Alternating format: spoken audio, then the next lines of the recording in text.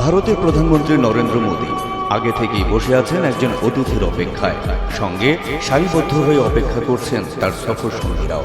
তারপর শ্রেণীকক্ষে শিক্ষক প্রবেশের পর যেমনি করে সব শিক্ষার্থী দাঁড়িয়ে যায়, তেমনি করে দাঁড়িয়ে গেলেন নরেন্দ্র মোদী সহ উপস্থিত সবাই। বীরদর্পে প্রবেশ করলেন নতুন বাংলাদেশের অকুতোভয় কাণ্ডারি নোবেলজয়ী ডক্টর মোহাম্মদ ইউনূস।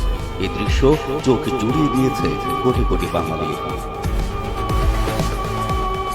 কূটনৈতিক বিশ্লেষকরা বলছেন, ডক্টর ইউনূসের জন্য নরেন্দ্র মোদীর অপেক্ষা, সামান্য দেরিতে ডক্টর মোহাম্মদ ইউনূসের প্রবেশ এবং সকলের দাঁড়িয়ে যাওয়া নিছক একটি স্বাভাবিক ঘটনা নয়, বরং এর রয়েছে সুদূর প্রসারী কূটনৈতিক গুরুত্ব।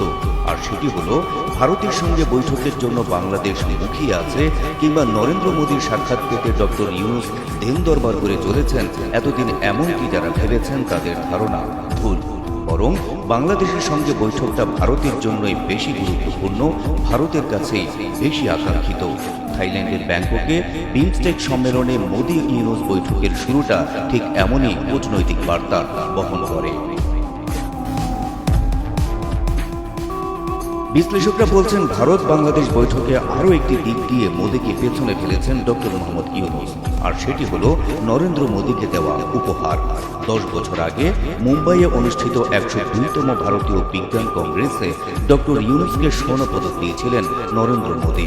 আর সেই ছবিটিকেই বাঁধাই করে উপহার হিসেবে মোদীকে দিয়ে ডক্টর ইউনূস বোঝাতে চাইলেন, বাংলাদেশ অকৃতজ্ঞ নয়, বাংলাদেশ বন্ধুত্বের মর্যাদা দিতে জানে। ইউনূস বোঝাতে চাইলেন, সম্পর্কের উন্নয়ন ঘটাতে চাইলে বাংলাদেশের বর্তমান নেতৃত্বের উপর আস্থা রাখতে পারে ভারত।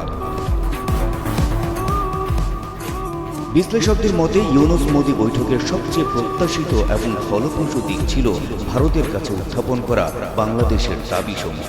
শেখ হাসিনার সরকার বছরের পর বছর যে দাবিগুলো তোলার সাহস করেনি, মুখের উপর সেই দাবিগুলোই করলেন ডক্টর মোহাম্মদ ইউনূস। তিস্তার পানি বন্টন চুক্তি, সীমান্তে হত্যা বন্ধের মতো অতি জরুরি বিষয়গুলো ইউনূস তুলে ধরলেন অতি গুরুত্বের সাথে। সঙ্গে জানালেন, শেখ হাসিনাকে ফেরত দেওয়ার মতো স্পর্শকাতর দাবিও। মাননীয় চিফ অ্যাডভাইজার মহোদয় ইন্ডিয়ার প্রধানমন্ত্রী শ্রী নরেন্দ্র মোদীর সাথে বৈঠক করেছেন এবং বৈঠকে আমাদের সাথে যে পারস্পরিক স্বার্থ সংশ্লিষ্ট যতগুলো ইস্যু ছিল সবগুলো নিয়ে কথা হয়েছে। যেমন শেখ হাসিনা প্রত্যর্পণ বিষয়ে কথা হয়েছে, শেখ হাসিনা যে ওইখানে বসে অনেক ধরনের ইনসেন্ডিয়ারি কমেন্ট করছেন সেগুলো বিষয়ে কথা হচ্ছে। বহুল কাঙ্ক্ষিত ভারত বাংলাদেশ বৈঠকের পুরোটা সময় হাস্যোজ্জ্বল ও স্বাভাবিক দেখা গেছে বাংলাদেশের প্রধান উপদেষ্টা ডক্টর মোহাম্মদ ইউনূসকে। অন্যদিকে বৈঠকে অনেকটাই অবসাদগ্রস্ত ও চিন্তিত দেখা গেছে নরেন্দ্র মোদীকে। ফলে এই বৈঠকে প্রাথমিকভাবে মনস্তাত্ত্বিক বিজয় অর্জন করেছে বাংলাদেশ, এমনটাই মনে করছেন কূটনৈতিক।